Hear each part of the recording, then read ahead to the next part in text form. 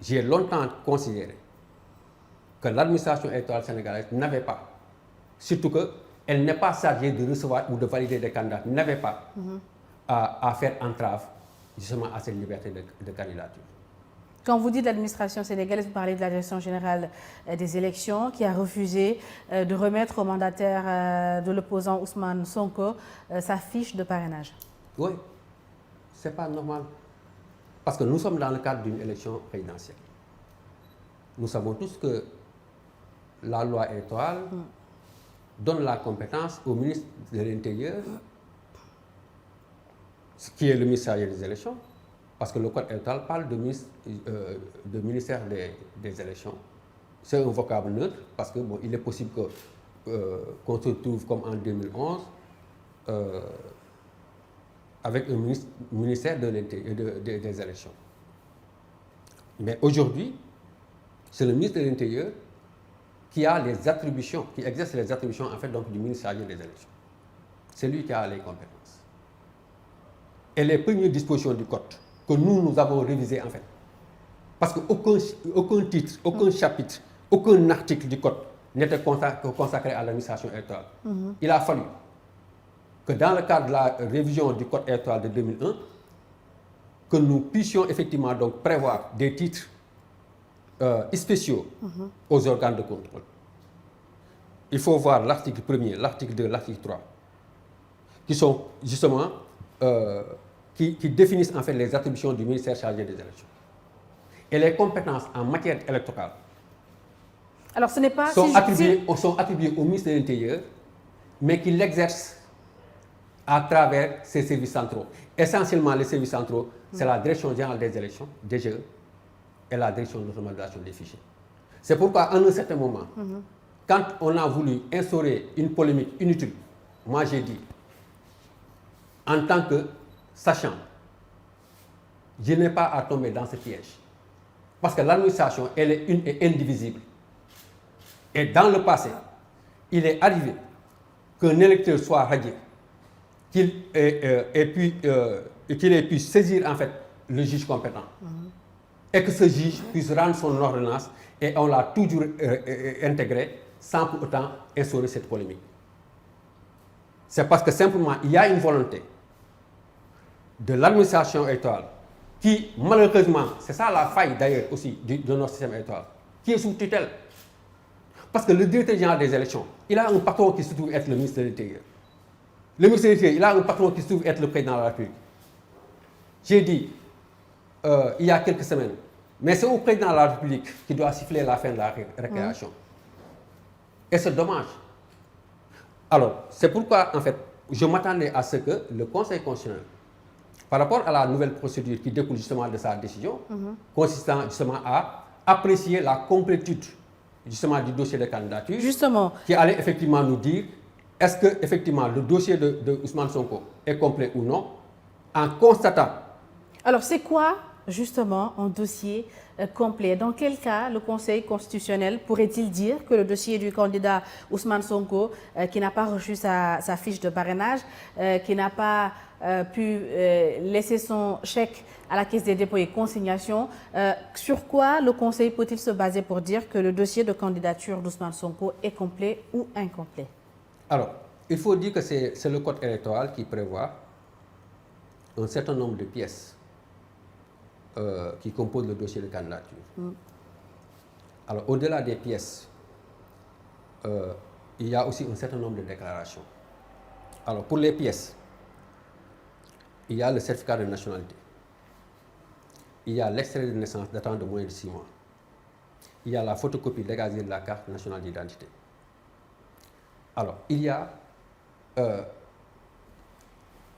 le quitus ou la quittance délivrée par la Caisse de dépôt et de consignation qui reçoit d'abord le chèque de banque produit par le candidat.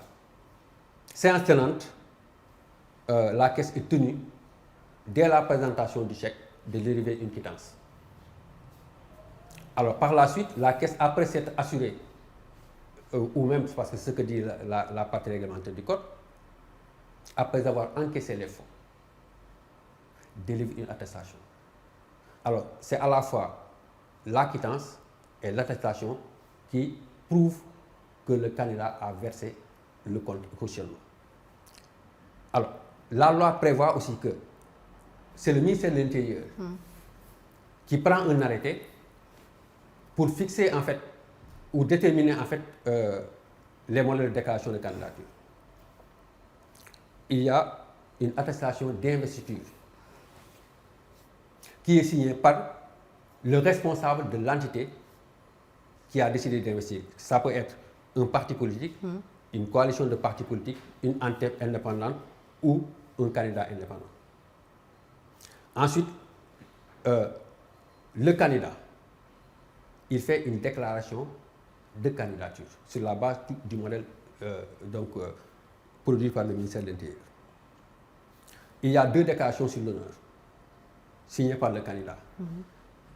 Une déclaration sur l'honneur par laquelle le candidat atteste qu'il est de nationalité exclusivement sénégalaise et qu'il jouit de ses droits civils et politiques. Il y a une autre déclaration sur l'honneur par laquelle il atteste qu'il est en règle avec la législation fiscale. Peut-être qu'on y reviendra parce que il y a le cas Karim Wade. Oui, et Khalifa, on y reviendra, oui. Alors, il désigne aussi un mandataire.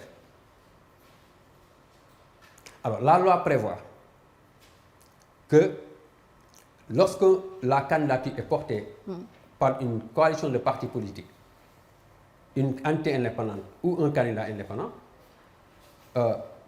il va falloir, au plus tard la veille du dépôt de candidature, notifier le nom. Pourquoi? Parce que cette exigence n'est pas faite pour les partis, parce que les partis sont légalement conscients, ils ont un nom connu. Et pour le cas des partis dissous? Mais puisque maintenant ces entités que je viens de nommer, c'est-à-dire les coalitions et les entités indépendantes, souvent sont formées de manière furtive. Donc il va falloir notifier en fait le nom et éventuellement le titre. Donc voilà en fait ces éléments. Et aujourd'hui, parmi les éléments aussi du dossier de candidature, il y a le parrainage. Maintenant, puisque le parrainage est complexe, ça ne peut pas se régler en un seul jour. Oui. C'est pourquoi la loi prévoit que, ça a été modifié, aujourd'hui, 150 jours avant la date du scrutin, que le ministre prenne un arrêté pour fixer le modèle, pour déterminer le modèle de fiche de parrainage. Ce qui a été fait. Et la partie réglementaire du code oui, dit clairement que la collecte de parrainage démarre dès la signature de cet arrêté. Alors avant, par exemple, pour répondre à une question insidieuse, oui. en 2019, l'arrêté du ministre de l'Intérieur qui fixe le modèle de parrainage, c'était un arrêté anonyme qui ne comporte pas de numéro. Donc ça veut dire quoi? Ça veut dire qu'on n'avait même pas besoin d'aller au ministère. Par exemple, moi je rencontre Aïssatou qui a une fiche, je lui demande, Aïssatou, est-ce que vous pouvez me donner votre fiche? Je la photocopie et puis je collecte mes parrainages. Mais ce qui est nouveau aujourd'hui, c'est que chaque fiche maintenant est individuelle, chaque candidat a un numéro. C'est pourquoi au final, je me suis rendu compte. Quelle est la pertinence d'avoir ces numéros? Au final, ce numéro aurait pu être pertinent si on était dans le cadre d'un système informatisé de collecte et de vérification. Mais à l'arrivée, pour répondre à votre question, on s'est rendu compte que, et il faut le dire comme ça, parce qu'il n'y a pas de vérité. Au final, justement, cette réforme a été faite pour empêcher justement au candidat Ousmane Sonko d'avoir une fiche de parrainage. Alors, parlons justement du candidat Ousmane Sonko. Vous suivez l'évolution de son affaire depuis le début jusqu'au dépôt de sa candidature. Alors, quels sont, à votre avis, quand on revoit la composition de son dossier, les chances de succès justement du dépôt de sa candidature? Alors, a priori, on peut considérer que M. Ousmane Sonko, comme les autres candidats, ont essayé justement de se conformer à la loi. À tel point qu'on puisse espérer que M. Sonko a déposé l'ensemble de ses pièces, sauf 2 éléments. La fiche. C'est-à-dire l'attestation délivrée par la Caisse de dépôt et de consignation qui prouve justement du dépôt du cautionnement. Parce que nous avons tous entendu qu'après avoir reçu sa quittance, la Caisse a voulu lui retourner le chèque, donc par conséquent a refusé justement de lui délivrer l'attestation, qui est quand même un élément substantiel dans le dossier de candidature. L'administration électorale a refusé aussi de lui délivrer une fiche numérotée. Donc on peut comprendre que M. Ousmane Sonko, malgré la décision rendue par les juges compétents dans le cadre du contentieux sur les inscriptions,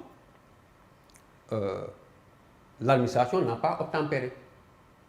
Parce que le prétexte, il faut quand même rappeler, de l'administration, c'était que oui, en vertu de l'article 57, ce n'est pas l'administration qui l'avait argumenté, mais c'est plutôt le premier président de la Chambre administrative de la Cour suprême qui a rendu justement une ordonnance à la suite du référé introduit par les conseillers. Est-ce que vous êtes en train de dire, M. Ndiagassi, là, que le dossier d'Ousmane Sonko, qui est à l'heure actuelle, si on peut le dire, incomplet, a de fortes chances de ne pas passer au niveau du Conseil constitutionnel? Je dis le contraire.